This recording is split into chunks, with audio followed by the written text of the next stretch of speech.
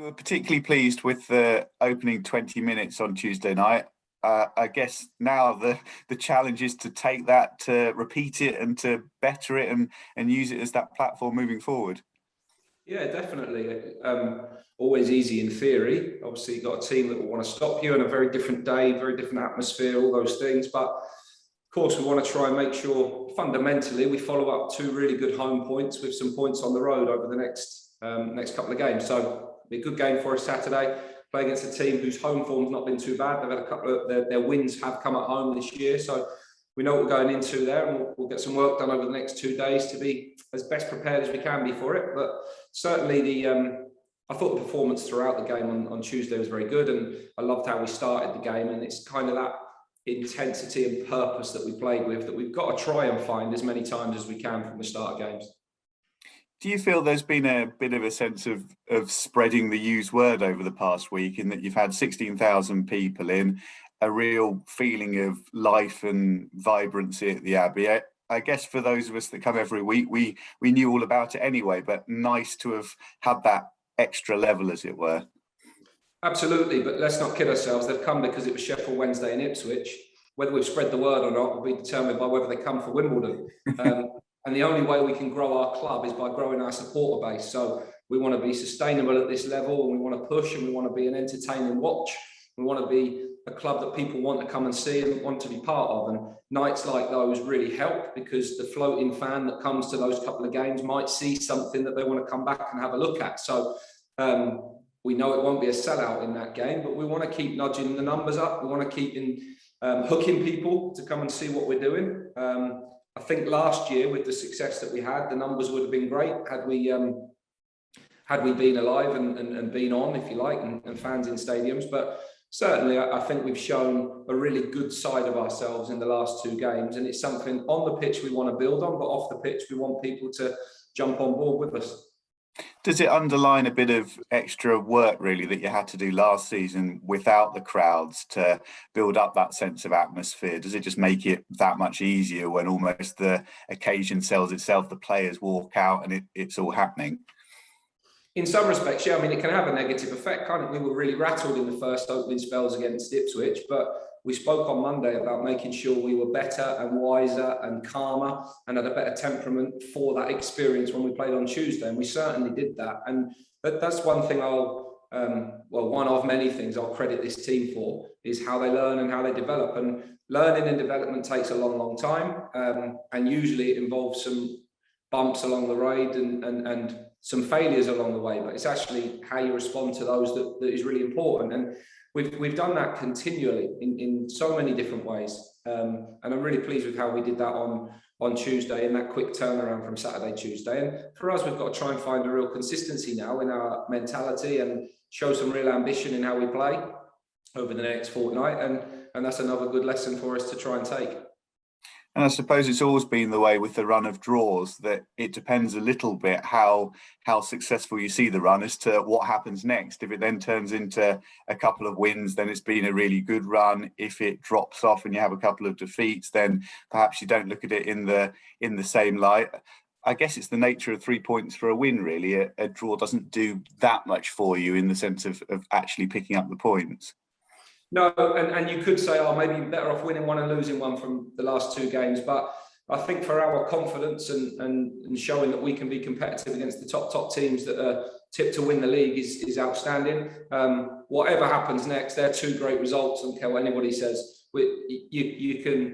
People will always decide on a time frame, whether it's 0 wins in how many or 1 defeat in how many. It's how far back you go with the run. So there's a million ways of framing something. In the end, the total number of points, the total number of wins, the goals scored and goals against record, all those things are the main things that matter. And we won't get too carried away either way. We're pleased with where we're at. We're showing a good resilience. We're showing good form.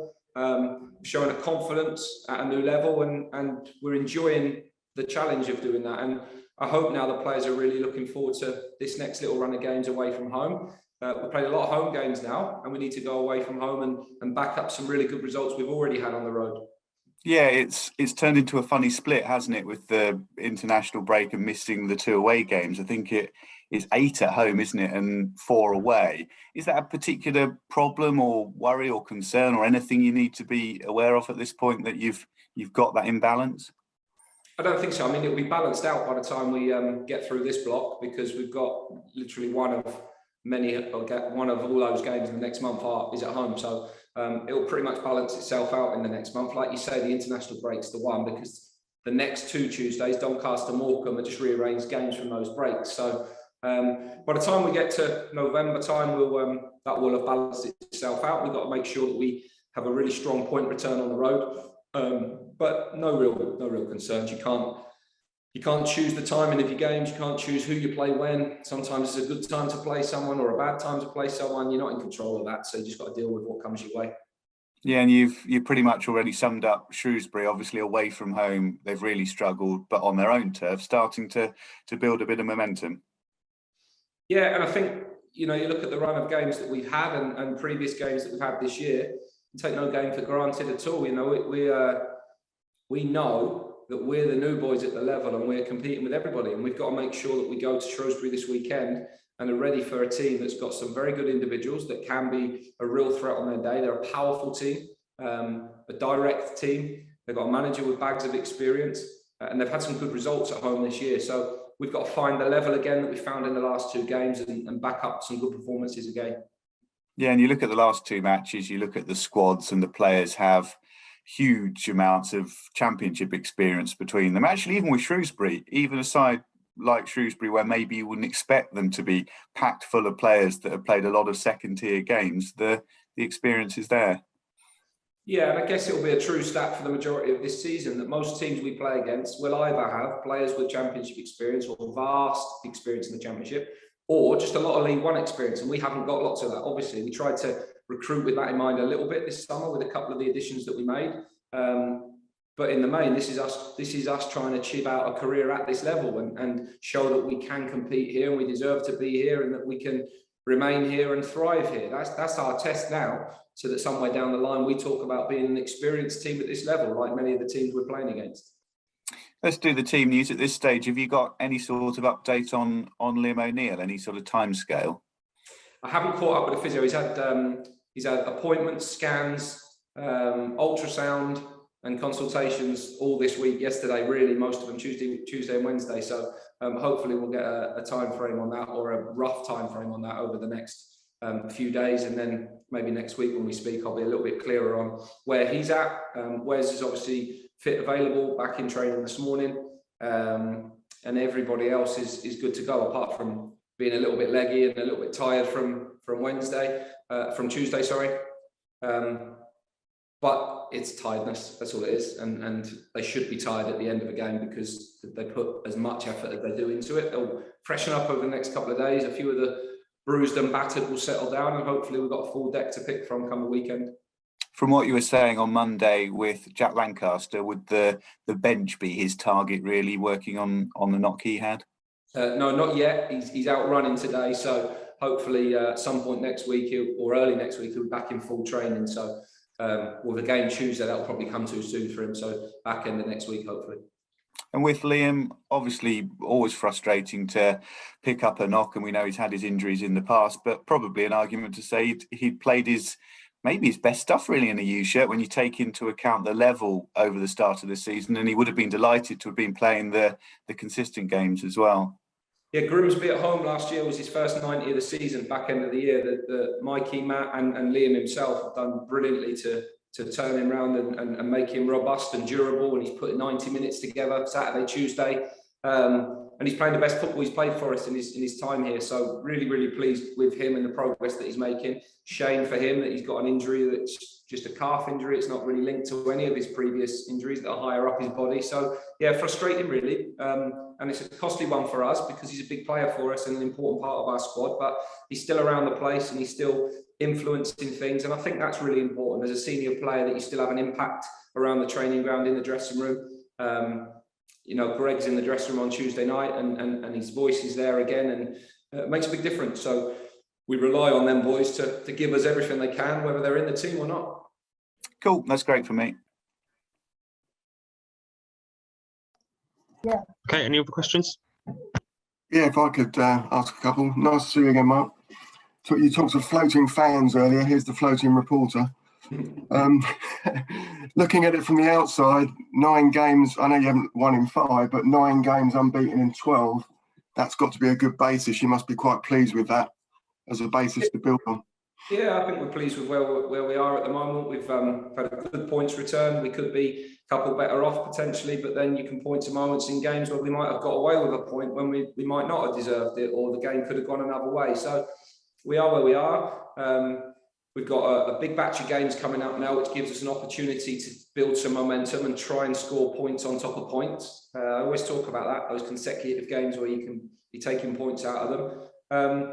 And we'll see where we get to, albeit probably a third of the way through the season once we get through this month. So that's a good review point again. But we had a break really after 10 games because of the international break. That gave us a chance to do some deep analysis into where we are and performance indicators, and we're quite pleased with how we're coming along.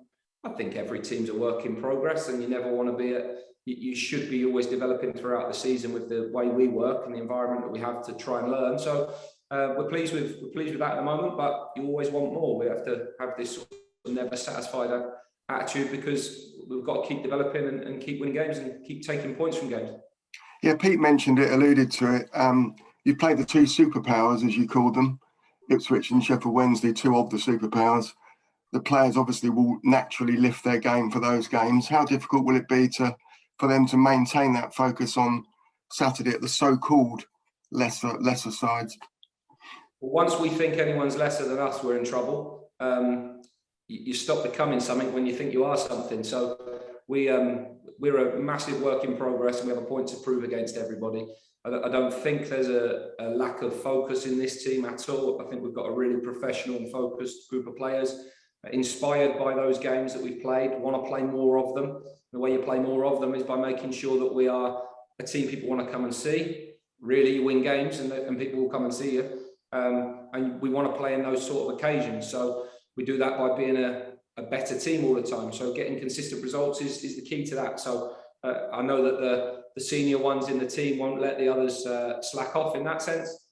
And it's a good test for us in the next fortnight to keep backing up the games and seeing where we go.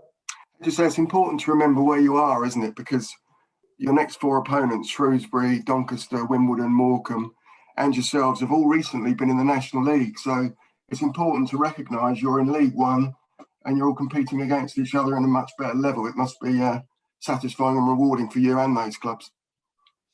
Yeah, maybe, but I mean, it's for us, you don't get reflective about where you've come from.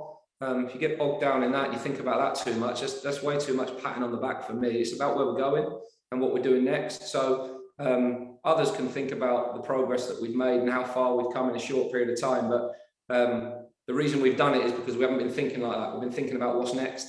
And that's what we have to do now. We have to think about the next challenge in front of us, the next block of games, and keep growing this football club and keep building this team, because ultimately you're only as good as your next game.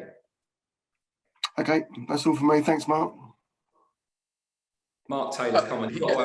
Yeah, I have got something this time. What are you expecting from Shrewsbury, Mark, in terms of sort of style of play and what you got from them? And how much last season when you played them in the FA Cup, how much was that a guide to what you had to reach?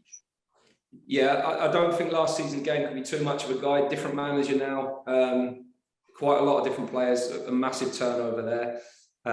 So I think that's a really different game, and I mean, we wouldn't have even thought or looked at that game in comparison to this one, because it's just a completely different time frame. They've been a back 3 for a lot of the season, but changed to a back 4 at Oxford on Tuesday night. Got some real power in the team, some real experience in the team, some good players in the team in defensive line and an aggressive and big strike force. So we expect they'll make us defend our box. We expect that they'll get the ball into the front of the team.